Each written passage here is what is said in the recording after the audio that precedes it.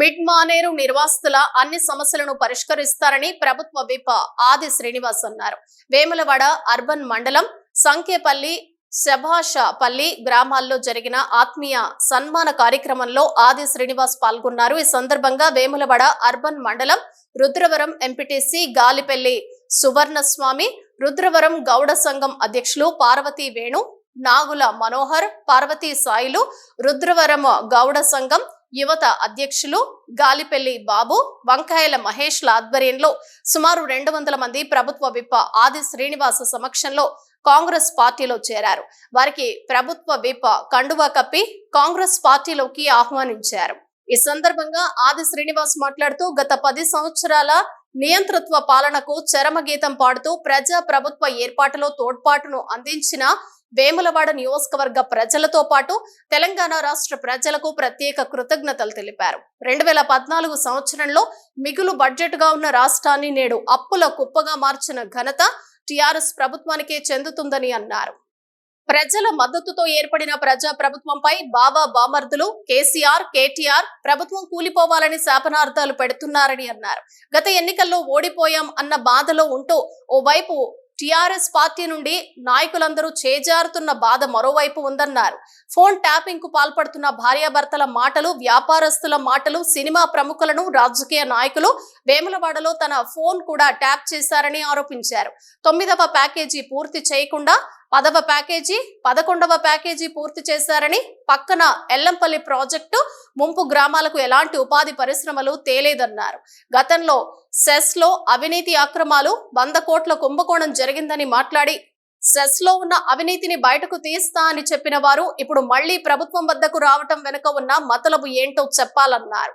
Cess ను ERC ట్రాన్స్కోలో విలీనం చేయాలని వస్తే అదే రోజు ప్రభుత్వ పెద్దలతో మాట్లాడాలని గుర్తు చేశారు. సెస్ ను కాపాడుకునే బాధ్యత మనందరిపై ఉందన్నారు. ముంపు గ్రామాల సమస్యలపై ఎన్నో రాజీ లేని పోరాటాలు చేశామని, ప్రస్తుతం వాటన్నింటినీ పరిష్కరించుకుంటూ ముందుకు వెళదామన్నారు. అనుపురం గ్రామంలో మహిళా తల్లులకు కుట్టు మిషన్లు శిక్షణ శిబిరంలో 1465 మంది శిక్షణ తీసుకుంటున్నారని అన్నారు.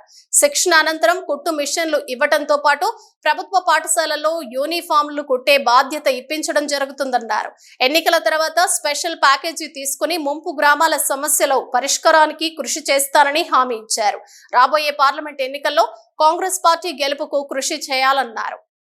మాట్లాడిన మిత్రులు కూడా చెప్తారు, అసెంబ్లీలో కూడా మన సమస్యను ప్రస్తావించి ప్రభుత్వం దృష్టికి తీసుకొని పోయిన సందర్భం కూడా మీరందరూ కూడా గమనించారు. గత ప్రభుత్వం ఇవ్వని ఇళ్లకు సంబంధించిన అంశమే కానీ, గత ప్రభుత్వంలో ఉపాధి పరిశ్రమలు చెప్పి తేనటువంటి సందర్భం కానీ, వాటన్నింటినీ కూడా ఇప్పుడు ప్రభుత్వం దృష్టికి తీసుకొని పోవడం జరిగింది. మీరందరూ కూడా చూసారు. పక్కనే అనుపురం గ్రామంలో మహిళా తల్లులకు కుట్టు మిషన్ శిక్షణ కేంద్రాలకు సంబంధించినటువంటి ఏర్పాటు చేయడం జరిగింది. 1465 మంది ముందుకు వచ్చారు. బహుశా 3 మాసాల్లో వాళ్ళ శిక్షణ తరగతి పూర్తయిన తర్వాత కుటీర పరిశ్రమలలో వారికి కుట్టు మిషన్లు ఇప్పించడంతో పాటు ప్రభుత్వం ద్వారా వచ్చేటువంటి యూనిఫామ్లను కూడా వారికే కుట్టేటువంటి అవకాశాన్ని కూడా ప్రభుత్వం కల్పింపజేస్తుంది. ఊరిపోయిన నా పట్టాలను ప్యాకేజీలను చెప్పంటున్నటువంటిది కాకుండా విడివిడిగా మనం ఏదైతే సమస్యలు దరఖాస్తు రూపంలో తీసుకున్నామో వారు మళ్లీ ఎంతమంది ఎంచుకున్నారో దయచేసి ఎలాగో ఎన్నికల కోడ్ తర్వాత నేను తప్పనిసరిగా స్పెషల్ ప్యాకేజ్ కింద వరుసగా సమావేశాలు 5 రోజులైనా 6 రోజులైనా పెట్టుకోవాలన్నా ముంపు గ్రామాలు ఏదో ఒక రకంగా పరిష్కారం చిన్న సమస్యలు మన చేతులు ఉండేవి, కలెక్టర్ గారి చేతులు ఉండే పరిష్కారం చేద్దాం. 2014లో మనం విడిపోయిన రోజు 16,000 కోట్ల నిల్వ నగదుండే, 70,000 కోట్ల అప్పుండే.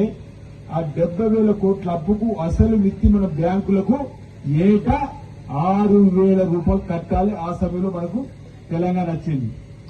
9.5 సంవత్సరాలు కట్ చేస్తే నేను అధికారం కాంగ్రెస్ పార్టీకి ఇచ్చినాక చూస్తే తల్లి యువకులను ఆలోచించండి.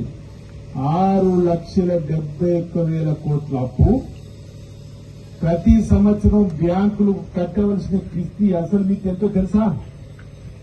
70,000 కోట్ల రూపాయలు తల్లి, 70,000 కోట్లు.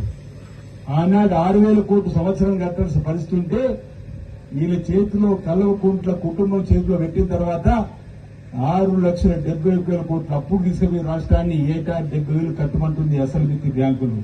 మనకు వచ్చే ఆదాయం, తెలంగాణకు వచ్చే ఆదాయం 1,20,000 కోట్లు. 70,000 కోట్లు తీసేస్తే 50,000 కోట్లు మిగులుతున్నాయి.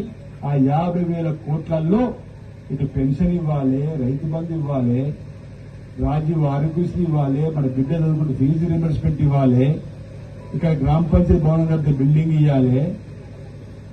ఇన్ని కార్యక్రమాలు 50,000 చదవాలి. ఈరోజు రేవంత్ రెడ్డి గారు పనిచేస్తున్న తల్లి అని చెప్తున్నా. బాగా గుర్తు, రాత్రి 9:30కు వచ్చిన శాబాషిపల్లి గ్రామానికి రాత్రి 9:30కు వచ్చి ఈ ఎన్నికల్లో మీ మద్దతు ఇవ్వండి, మీ సహకారం ఇవ్వండి, మీ బిడ్డగా మీ దీవెనలు అందించని చెప్పని కోరిన రోజు ఎస్సీ, ఎస్టీ, బీసీ, మైనార్టీ రైతు వర్గాలందరూ కూడా ఈసారి ఏది ఏమైనా మార్పును కోరుదాం. నియంతృత్వ బీఆర్ఎస్ పార్టీని గద్దె దించుదాం. ఇక్కడ కూడా మన బిడ్డను గెలిపించుకుందామని చెప్పని మీరందరూ కూడా సహకారం అందించి ఎన్నికల్లో ఎమ్మెల్యేకి గెలిపించిన షాబాజ్పల్లి గ్రామ ప్రజానికని పేరు పేరున ధన్యవాదాలు తెలియజేస్తున్నా. తన వంతు మీ అందరూ కూడా నమస్కరిస్తూ మీరు కష్టపడ్డటువంటి తీరు గాని, మీరు మద్దతు ఇచ్చిన తీరు గాని ఎన్నట్టు కూడా మర్చిపోనని మాట ఈ సందర్భంగా చెబుతూ, మీ కష్టాల్లో తోడే ఉంటాను మాట ఇచ్చినా, మీలో ఒకటిగా ఉంటాను మాట ఇచ్చినా, మీ బిడ్డగా ఉంటాను మాట ఇచ్చినా, ఆ క్రమంలో తప్పనిసరిగా మీ మధ్యలో ఉంటూ ముందుకు సాగుతానని మాట ఈ సందర్భం చెప్తూ, 100 రోజులు దాటింది, 110 రోజులు అవుతుంది. మీరు ఎన్నికగా వేసింది 5 సంవత్సరాల కోసం. మిగతా సమయం ఇంకా ఎన్నికలు అయిపోయిన తర్వాత ఉంటుంది కాబట్టి ఆ క్రమంలో షాబాజ్పల్లి గ్రామానికి సంబంధించిన సమస్యలే కానీ వివిధ కుల సంఘ భవనాలు అడుగుతున్నారు, భవనాలకు సంబంధించిన అంశమే కానీ, లేదు ఇంక ఇతరత్ర సమస్యలు వ్యక్తిగతంగా ఉండే సమస్యల పరిష్కారం కానీ, వేములవాడ అర్బన్ మండలానికి సంబంధించిన సమస్యలే కానీ, నియోజకవర్గానికి సంబంధించిన సమస్యలే కానీ పరిష్కారం చేసే బాధ్యతను నేను తీసుకుంటానన్న మాట ఈ సందర్భంగా మీ అందరూ కూడా వ్యక్తిగతంగా విజ్ఞప్తి చేస్తూ